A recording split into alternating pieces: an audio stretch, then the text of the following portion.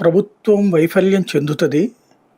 అలా చెందినట్టు మీరు ఫీల్ గాబాకండి. అదంతా జగన్ విషం చిమ్మాడని మీరు ఫీల్ అవ్వండి.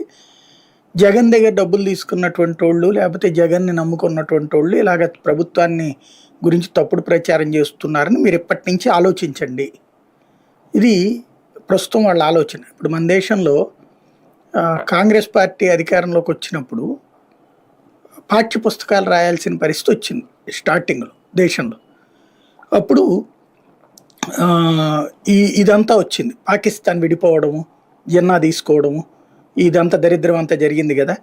దీని గురించి ఎలా రాయాలి అన్నప్పుడు, ఇది రాస్తే గనక భవిష్యత్తులో హిందూ, ముస్లింల మధ్య గొడవలొస్తాయి. కాబట్టి దాన్ని ఎలా రాయాలో మేము రాస్తాము. మాకు అప్పజెప్పండి అని అడిగారు కమ్యూనిస్టులు. పుస్తకాలు వాళ్ళకి రాయడానికి అవకాశం ఇచ్చేశారు నెహ్రూ.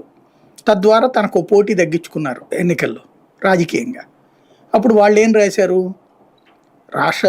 స్వతంత్ర సమరయోధులుగా జవహర్లాల్ నెహ్రూ, గాంధీ ఇట్లాంటి వాళ్ళు ఉన్నారు గానీ మిగతా వాళ్ళు ఎవరు కూడా ఏం చేయలేదు. బ్రిటిష్ వాళ్ళు కొన్ని విషయాల్లో తప్పు చేసినా వాళ్ళు బాధ్యతగానే చేసుకొచ్చారు. 200 ఏళ్ళు వాళ్ళు పరిపాలించారంటే ఈ దేశం మొత్తాన్ని అసలు ఏకం చేసిందే బ్రిటిష్ వాళ్ళు. ఇలాగ మనకి పాఠాలు అప్పటి నుంచి చెప్పడం బిగించేశారు.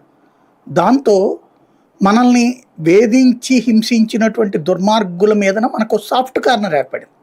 అందుకనినే మీ గోదావరి జిల్లాలో సర్ ఆర్థర్ కాటన్ బొమ్మ, వాళ్ళు ఏమన్నా బ్రిటిష్ వాడు మన దేశానికి ఏమన్నా ప్రయోజనం చేశాడాడు? అక్కడ ప్రయోజనం చేశాడు. ఎందుకు ప్రయోజనం చేశాడు? అక్కడ పండించిన పంట